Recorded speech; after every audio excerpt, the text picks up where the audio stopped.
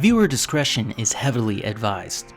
Alien Romulus is the 7th overall installment of the larger Alien franchise and is set to take place between the events of Alien and Aliens. Yet, it takes its time to make sure the other films in the series are acknowledged and even referenced, which comes from the heart. Romulus begins on a horrible, over-industrialized mining planet LV-410. Why we couldn't come up with a nickname, I don't know. That never seems to see the sun when our two main orphaned characters, Rain and her brother Andy, are heading to the mining office to cash in on their hard work, in hopes it's enough for them to leave for a better, sunnier planet, Ivaga 3. Rain, leaving her brother Andy outside, heads in. Here, Rain is told she doesn't have enough credits due to Weyland-Yutani forcing their employees, I say that loosely, for more work. Pissed off about the news, Rain leaves to find Andy outside lying on the ground. After being jumped, Andy has milky white blood dripping from his wounds. And in Alien, this means you're not human, but a synthetic. Androids who are made for the sole purpose of helping humanity. This is when we are introduced to the rest of Rain's friends. There's Bjorn, a hot-headed young man who blames his mother's death on synthetics, Navarro, who has piloting skills, Kay, Rain's best friend and cousin of Bjorn, and Tyler, the team leader and ex-boyfriend of Rain and brother to Kay. Tyler reveals to Rain and Andy that they have noticed an old abandoned ship that's moving just above them in the atmosphere, and they believe that if they can get to this ship and hijack it, they can get certain gear to help them get away from LV-410 and make their way to Ivaga 3. Rain doesn't want to do it, but Andy does to make his sister happy. So the youngins head out to make it to the ship. Once they get to the ship, the two boys and Andy make their way onto the ship known as Remus, which is in unrepairable condition. While the boys are looking for some equipment for their journey, Andy accesses Remus's logs and discovers that synthetics aren't allowed on Ivaga 3 because they do not accept them as living beings.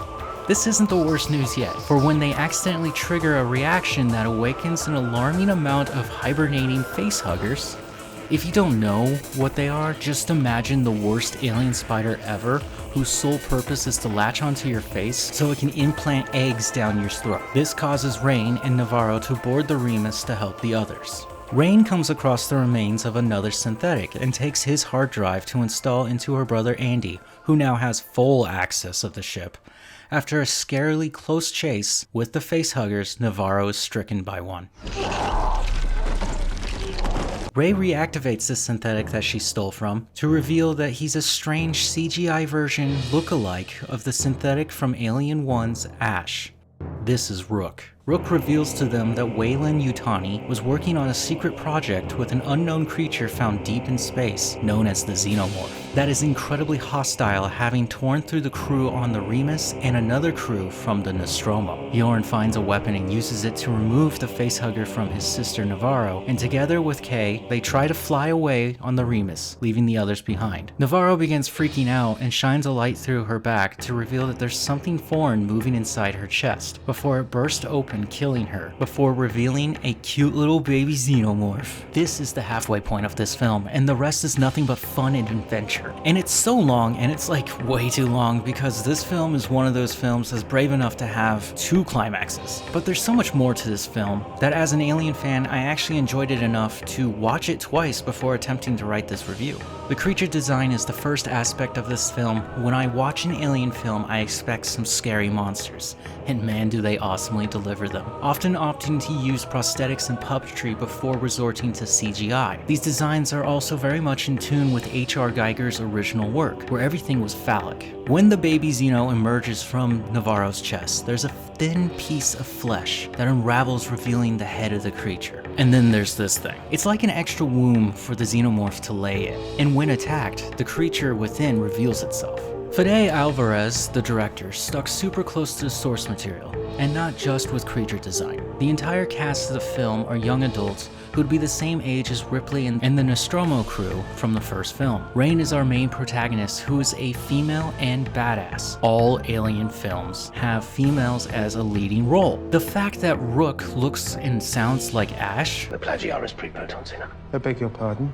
A seed will amalgamate with her DNA and rapidly grow out of Here, her. using facial scans from the original actor Ian Holmes, taken during his time with The Lord of the Rings, and a voice modulation from the recordings taken during the filming of Alien. There's some sickening black goo from the prequel film Prometheus. Covenant gets some shoutouts. Not many people liked it since it took 7 years for another Alien film to be released. And there's something at the end of this film that has been attempted before in previous installments but never panned out right, and they nail it here. The dialogue is tight and simple and natural until it comes to Rook's expose. You'll need to have seen the other 6 movies to really start to grasp what he's explaining to them about the severity of the xenomorph and being around it. Also, the stats look amazing and keep the traditional look of the previous films with thrashed spaceship corridors and the use of awesome lighting. There is an incredible amount of action along with pure horror sequences that fill out the second half, where I began to get the feeling that this was a horror survival game. Alvarez really did his homework, basing some of this on the acclaimed video game Alien Isolation, which in turn repopularized the game, allowing for the developers to move forward for a long-awaited sequel. But the worst part of it is the length of this film. We do spend too long setting up the whole cast when their characters play minor pivotal roles in the grand scheme of things. And again,